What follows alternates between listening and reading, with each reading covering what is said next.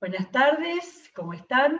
Otro jueves de lujo, como diría el pastor Sebastián, con la presencia de Elsa Guaitima, acá analizando a fondo uno de los profetas, esto va por mí, Elsa, más difíciles que hay, ¿no es cierto? ¿Qué tal? ¿Cómo estás? Hola Silvia, ¿cómo estás? Y sí, es un profeta difícil porque también es un tiempo muy difícil para Israel, ¿no? Para el Claro, pueblo de Israel ya están a punto de perder su tierra, perder su templo, ¿no? Perder sus reyes, los reyes de la dinastía de David. Una parte ya está en Babilonia, como está Ezequiel, inclusive junto al río Quebar. Y una gran desolación porque ellos pensaban que, como ya creo que lo hemos comentado, ellos pensaban que el Señor estaba obligado a satisfacer siempre sus necesidades y no dependía nada de ellos. Es decir, el Señor estaba obligado a defenderlos de los imperios, cualquiera fuera su conducta, ¿no? claro. Inclusive la gran idolatría que se había establecido hasta prácticamente en forma oficial, porque adentro del templo tenían la imagen de Acera y la adoraban adentro del templo, es decir, no sé, no puedo imaginar cómo lo harían. Es muy posible que un día adoraran al Señor, el día sábado, los días de fiestas estipulados y después los demás días hacían cultos a Acera y a los Baales, ¿no? Claro. Dentro del templo, así que me parece tremendo que todavía ellos pensaran que eso no iba a ofender al Señor, ¿no? Pero Claro. de cualquier manera habían tenido profetas que les habían dicho desde siglos y siglos, les estuvieron diciendo. El último de ellos, por nombrar uno, el profeta Jeremías, ¿no es cierto?, que les decía, cambien sus caminos, cambien sus conductas y el Señor los va a perdonar. Quédense, sean dóciles con Babilonia, no estén confabulando con Egipto, porque si se confabulan con Egipto, Babilonia nos va a destruir. ¿Qué hizo el rey? Intentó confabular con Egipcio y la mano y el pie de Babilonia era muy pesado y vino y destruyó todo. Destruyó la ciudad de Jerusalén, mató a los que quiso y se llevó prisioneros los últimos que quedaban. Destruyó el templo de Salomón. Que ellos pensaban que el templo era una cosa que nunca iba a ser destruido, el templo, los palacios, el palacio de Salomón y los demás palacios que habían sido construidos, y destruyeron todo porque lo sabemos después cuando leemos los libros de Esdras y Nehemías, cómo encontraron, qué encontraron, no encontraron nada, absolutamente nada, ¿no? Unos pocos muros destruidos, no había puertas para entrar a la ciudad, no había nada, ¿no? Era una desolación completa. Ahora, una pregunta general. Entonces, dada la situación, la predicación que le tocó a Ezequiel es más terrible que la de los otros profetas menores que nos fuiste dando hasta ahora. Los profetas menores estaban hablando de un futuro, les decían, esto va a pasar si la conducta de ustedes sigue de esta manera. Si la conducta de ustedes cambia, dejan la idolatría, dejan la mala conducta social, dejan de aprovecharse del pobre, del necesitado, de la viuda, del huérfano y del extranjero y adoran solamente al Señor, esto no les va a pasar nada. A Claro, ninguno le hicieron caso. Estamos todavía en la primera parte de Ezequiel, todavía Jerusalén no había caído.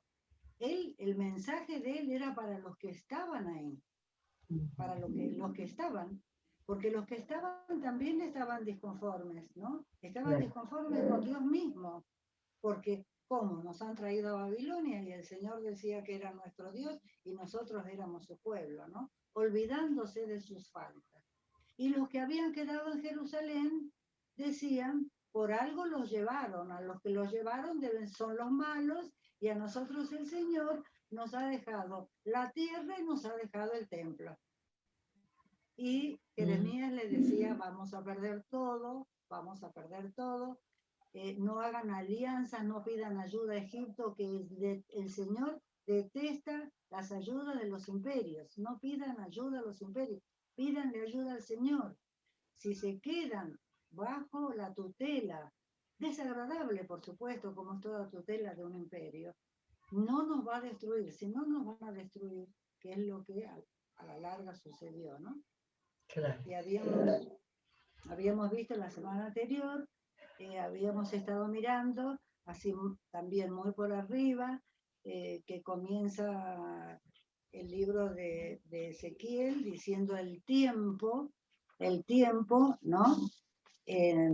Porque ya consideran como que no hay rey en Israel. En Israel está Sedequías, pero Sedequías es un rey títere que no le dan importancia, tal es así que cómo cuenta los años Ezequiel, dice en los años, en el año cuarto, en el año quinto, de la deportación del rey Joaquín. Es decir, la contabilidad del tiempo, o sea, el calendario en Babilonia era de acuerdo a los años que llevaba deportado en Babilonia el rey Joaquín. Por eso tiene la primera visión, la visión de la gloria de Dios, está en el primer capítulo, es en el quinto año del rey Joaquín deportado, o sea, en el año 593 antes de Cristo. Y habíamos llegado hasta, a decir que las profecías están en forma de oráculos, están en forma de alegorías y están en forma también de actos proféticos que son representaciones que hace el profeta. El Señor le manda y le dice, vos hacé esto. Habíamos hablado de la profecía del ladrillo con el mapa de Jerusalén, donde tenía que estar dormido de un lado tantos días y del otro, para decir que al final de esos días iba a venir la destrucción de los dos reinos, del reino de Israel y del reino de Judá.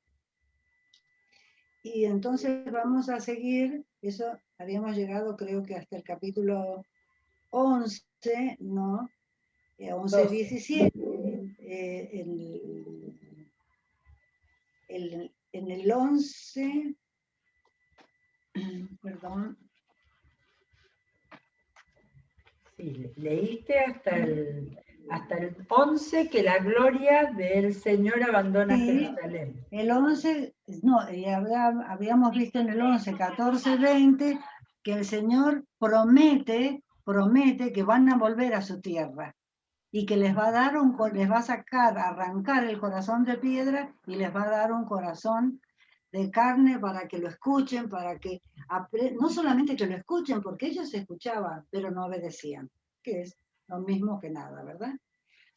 En el capítulo 12, vamos a seguir con el capítulo 12, tenemos un acto profético, es decir, una representación. Dice, el Señor me dirigió la palabra, hijo de hombre, vives en medio de un pueblo rebelde, tienen ojos para ver, pero no ven, tienen oídos para oír, pero no oyen, son un pueblo rebelde, y nos hace acordar esto a las palabras del Señor, ¿no? Tienen ojos y no ven, tienen oídos y no oigan, ¿no? Por tanto, prepara tu equipaje, hijo de hombre. Hijo de hombre es una denominación que le da, quizás para diferenciarlo, es decir, yo, el que te estoy hablando, soy Dios, vos sos hijo de hombre, hijo de Adán, sos un ser humano, ¿no? Ajá. No en forma despectiva, sino lo estás describiendo lo que es, ¿no? Claro. No es el significado que tiene en nuestro Señor Jesucristo, que es hijo de hombre, hijo de Dios. Nada que ver con eso. Dice, hijo de hombre, estoy en el versículo 3, prepara tu equipaje, prepáralo para el exilio, y a plena luz del día, a la vista de todos, saldrás como quien va exiliado sin destino fijo. Tal vez así entiendan, aunque son un pueblo rebelde. Es decir, hacen la representación, ¿no? De que él se va, que a él lo llevan, porque ahora vemos que dice, saca tu equipaje a plena luz del día, a la vista de todos, y al caer la tarde ponte en marcha, a la vista de todos, como quien va al exilio. También en presencia de todos, abre un agujero en el muro y sal por ahí con tu equipaje. Al llegar la noche, mientras todos te estén viendo, ponte en marcha con el equipaje, cúbrete la cara para que no puedas ver la tierra, porque de ti he hecho un presagio para el pueblo de Israel. Porque a los que los llevaban cautivos no sabían dónde iban. Los llevaban y los llevarían capaz que a latigazos, y hay que seguir este camino, no sabían dónde iban, no sabían dónde iba a terminar su vida, ¿no? Esta representación le dice el Señor a Ezequiel, hice lo que me había mandado, y sigue el capítulo describiendo esa representación que hace en nombre del Señor, qué es lo que realmente sucedió después, ¿no? Y en el versículo, en el versículo 14, quería leer solamente un pasaje cortito, dice, dispersaré a los cuatro vientos a todos los que lo rodean, tanto a sus ayudantes como a todas sus tropas, y los perseguiré espada en mano. Los llevaré a Babilonia, a tierra de los caldeos, etc. Entonces sabrán que yo soy el Señor. Esta frase, como hijo de hombre, o pon tu frente contra los montes, pon tu frente contra los hijos de Israel, entonces sabrán que yo soy el Señor. Es también una frase que se repite mucho en el libro, y es una declaración del señorío de Dios sobre todo lo que existe, ¿no? Entonces dice, entonces sabrán tanto el pueblo de Israel como las demás naciones que yo soy el Señor. Vamos a pasar a esto. Hemos dicho que esto es un acto profético, una representación, y vamos a ver en el capítulo 15, del 1 al 4, ya una alegoría. En el 14:4 vemos alegoría a las que estamos más acostumbrados, ¿no? En Ezequías 15, versículo 1 al 4. El Señor dice así, Jerusalén, una vid inútil. Yo estoy leyendo en la Nueva Versión Internacional. Sí. El Señor me dirigió la palabra, hijo de hombre, ¿en qué supera la leña de la vid a la madera de los árboles del bosque? Esa leña no sirve para hacer muebles, y ni siquiera para hacer una percha. Escasamente sirve para alimentar el fuego. Pero ¿de qué sirve cuando sus extremos se consumen y ya se ha quemado por dentro? Si cuando estaba entera no servía para nada, mucho menos cuando ya ha sido consumida por el fuego. Esta es Jerusalén para el Señor en ese momento de la historia. Es una vid inútil, porque en realidad la vid no es para hacer muebles, porque es un arbusto muy débil. La vid es para que dé frutos de uva, y de la uva se haga el vino y se coma la uva tan rica. De eso ya el Señor ni lo menciona, pero dice, ni siquiera sirve para hacer un mueble, y se quema rápidamente, ni siquiera sirve para hacer un fuego. Ese es el concepto que tiene el Señor de este pueblo tan desobediente, ¿no? Y vamos a ir al capítulo 18:4, a leer un pequeño pasaje. Capítulo 18, versículo 4, porque va muy buen tema toca acá sobre quién comete el pecado y quién lo tiene que pagar. Ajá. En el versículo 4 dice, la persona que peque morirá. Sepan que todas las vidas me pertenecen, tanto la del Padre como la del Hijo. Quien es justo practica el derecho y la justicia. no participa de los banquetes idolátricos en los cerros, ni eleva plegarias a los ídolos malolientes de Israel. No deshonra a la mujer de su prójimo, ni se une a la mujer en los días de su menstruación. No oprime a nadie, ni roba, sino que devuelve la prenda al deudor.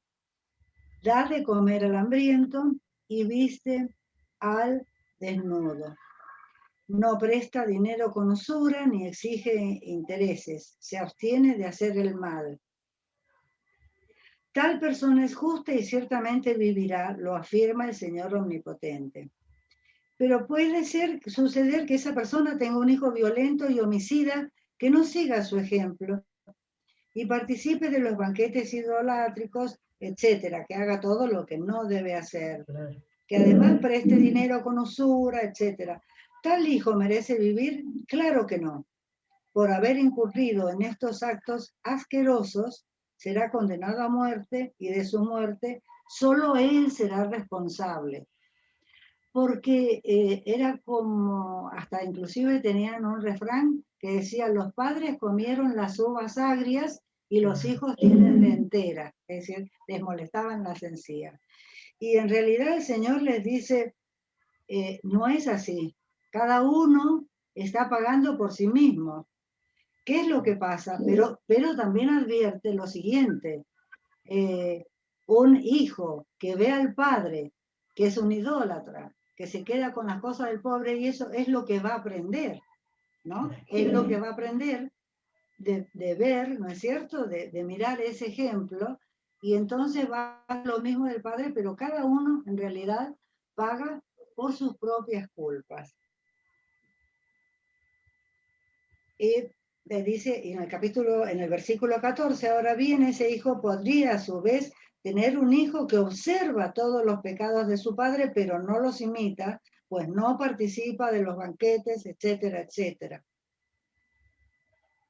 Y entonces sigue diciendo que ese hijo, como cumple con los mandatos del Señor, ese hijo no va a pagar la culpa de nadie, ni del padre, ni del abuelo, ni del sucesor. Esta es una enseñanza muy importante porque si bien el pueblo es castigado por el pueblo es una reunión de personas, ¿no? Son personas que conforman familias, conformaban clanes y después conformaban una ciudad o una nación, ¿no?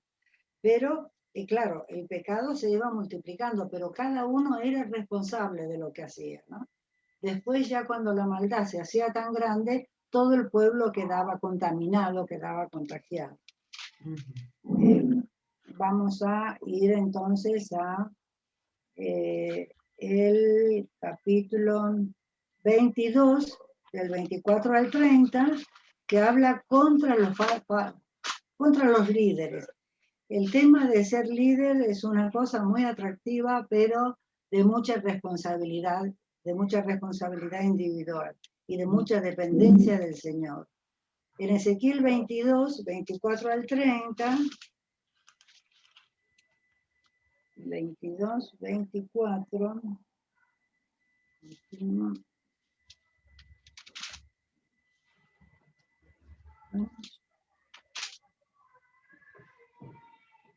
dice lo siguiente,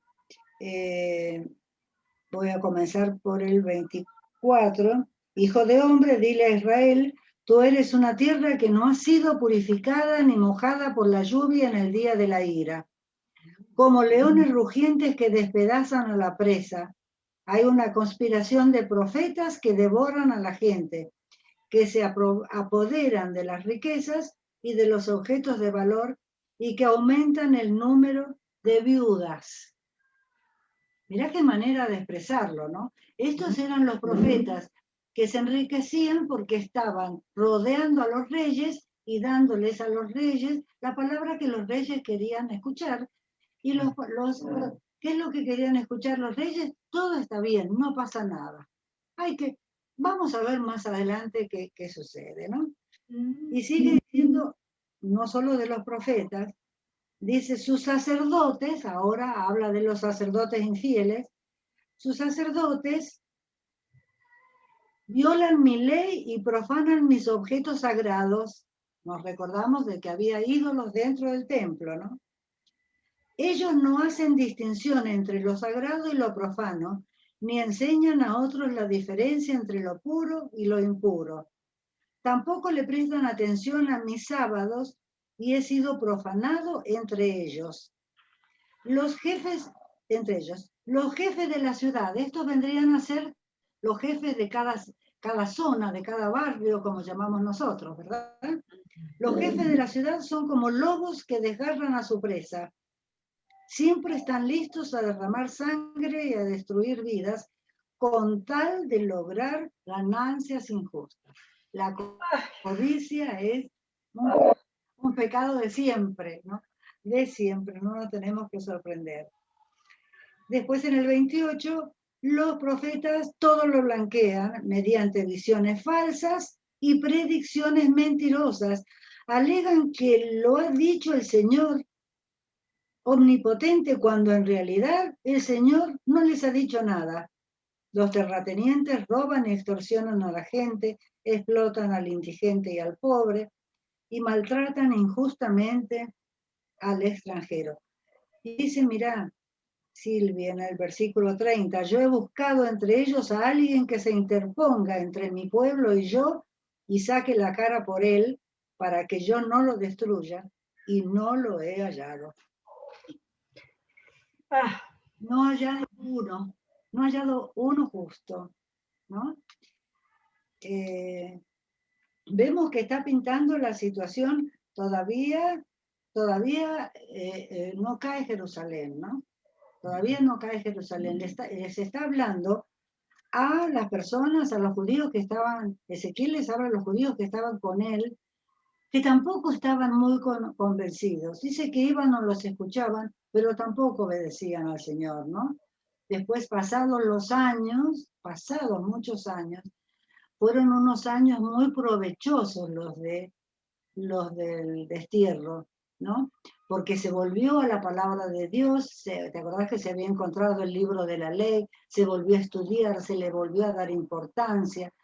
También se habían traído escritos de la vida de los profetas y parece que se fueron editando y todo en ese tiempo en donde estaban desterrados, ¿no? En el capítulo 23 hay una alegoría sobre las dos hermanas, Ahola y Aholiba, ¿no? Que es tremenda, habla de las dos hermanas adúlteras de una forma muy, muy directa, muy cruda. En realidad se está refiriendo, no la vamos a leer, pero se está refiriendo a Israel y a Judá, que los dos le han sido infieles al Señor. Y acá en este capítulo no se está refiriendo a la idolatría que la había, sino a que nunca recurrían a Dios. Siempre querían buscar ayuda en los imperios. En Egipto les había quedado ese apego del primer tiempo. También se querían aliar con los asirios, después se querían aliar con Babilonia, estaban bajo el yugo de Babilonia, querían confabular con Egipto, es decir, siempre buscando ayuda en los imperios, en estos imperios prepotentes y violentos, y no buscando ayuda fiel y magnífica en el Señor, que era lo que ellos tenían que hacer, ¿no? Eso también molestaba mucho a Dios. Molestaba mucho a Dios porque ellos no lo tenían en cuenta.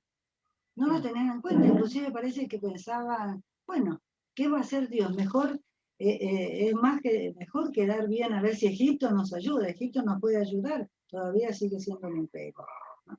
A eso se refiere. En los capítulos 25 al 33 ya tenemos profecía contra las naciones. El libro de Ezequiel sigue un ordenamiento que lo sigue también Isaías, lo sigue Jeremías y muchos, casi todos, los que de libros extensos. Primero son los oráculos contra Israel o contra Judá, después vienen las profecías contra las naciones, son todas las naciones cercanas, Y después viene la palabra de esperanza, de promesas, de bienestar y de restauración para el pueblo de Israel. Esto comienza decíamos en el capítulo 25, dice profecías contra Amón. Ya sabemos que estos eran no solamente pueblos cercanos, sino medio parientes por sus antiguos, de donde descendían ellos, ¿no? Amón. Hijos de Lot, los dos primeros, ¿no? Son los hijos de Lot. Exactamente. Por eso está primero la profecía contra Amón, después contra Moab, la profecía contra Edom, que ya la hemos visto cuando vimos el profeta Abdías, que el libro es un solo capítulo sobre Edom. La culpa de Edom es haberse burlado, haber participado del saqueo que sufrió Israel, y siendo que no respetando el hecho que venían de una raíz común, que eran naciones hermanas, las llaman, ¿no? No tuvieron ninguna piedad. Los hijos de Esaú. Exactamente, los hijos de Esaú. Bueno, si hay un libro en la Biblia sobre Edom, entonces acá también hay una profecía contra los filisteos, que fueron enemigos acérrimos desde la época en que David los venció. Cuando David los venció, allá por el año 1000 y algo, 1050 quizá, 1030, después les quedó un odio tan grande que nunca lo pudieron superar. También estuvieron siempre contra el pueblo de Israel. Y después viene varios capítulos sobre las profecías contra Tiro, y muy largas. Contra Tiro y contra Egipto son las más largas, y vamos a ver solamente un pedacito de el lamento por la caída de Tiro, que es un pasaje bastante conocido, en el capítulo 27, dice: el Señor me dirigió la palabra, hijo de hombre, dedícale este canto fúnebre a Tiro, ciudad asentada junto al mar, y que trafica con pueblos de muchas costas lejanas. Tú, ciudad de Tiro, pretendes ser hermosa y perfecta, tu dominio está en alta mar, tus constructores resaltaron tu hermosura, y sigue elogiando, ¿no? Es decir, describiendo la gran riqueza y el gran poder de Tiro, y en el capítulo 27 y después en el 28 hay una profecía específica sobre el rey de Tiro, que el rey de Tiro se decía a sí mismo que era Dios, ¿no? Era un rey tan poderoso que inclusive dice en el capítulo 28, versículo 2, dice: en la intimidad de tu arrogancia dijiste, yo soy un Dios, me encuentro en alta mar, sentado en un trono de dioses, pero tú no eres un Dios, aunque te creas que lo eres, tú eres un simple mortal. ¿Acaso eres más sabio que Daniel? ¿Acaso conoces todos los secretos? Y ahí habla de la caída, que esto a veces se toma como que fuera del comienzo, como una comparación con Satanás, ¿no? Pero en realidad está hablando de un rey muy poderoso, cuyos barcos surcaban el Mediterráneo, y él pensaba que era el dueño del mundo. Sus barcos iban hasta Tarsis. En uno de esos barcos intentó escapar de la misión del Señor el profeta Jonás, ¿no? Pero en realidad se está refiriendo al rey de Tiro, que se sentía que era un Dios, cosa que no nos sorprende porque en la época de nuestro Señor Jesucristo, los emperadores romanos se decían a sí mismos, yo soy el Señor. Nosotros somos dioses, es decir, eso se ha repetido siempre. Aunque siempre hay un dejo satánico en esos hombres, ¿no? Tan poderosos. Y después se viene también. Hasta acá nomás, ya estamos. Bueno. Y faltan, sí. Mirá todos los capítulos que faltan, hasta el 40 y pico. Sí, bueno, Así que tres sesiones dedicadas a Ezequiel. Sí. Hay que animarse a leerlo, pero hay que animarse a leerlo ya con una pequeña guía también, ¿no? Y también distinguir lo que es un acto profético de lo que es un oráculo, ¿no? Una visión. Hay visiones en Babilonia, visiones del templo, fuera, que la gloria del Señor sale del templo, pero hay que animarse y leerlo, ¿no? Y leerlo así en su conjunto y uno va comprendiendo. Gracias al Señor y pedirle al Señor que nos dé entendimiento. Seguro, seguro, y lo terminaremos, si Dios quiere, la semana próxima. Sí, cómo Bueno, no. muchísimas gracias, Elsa. Muy, muy rico, muy, muy bueno para entender y para ahora leer. Bueno, nos vemos entonces, nosotras en una semana, y con los demás nos vemos mañana, que seguimos con Lucas, si Dios quiere, y buscando la palabra que nos llene, nos enriquezca como todos los días. Que Dios los bendiga. Muy hermoso. Seguimos ahora con la programación y vamos a orar juntos. Amén.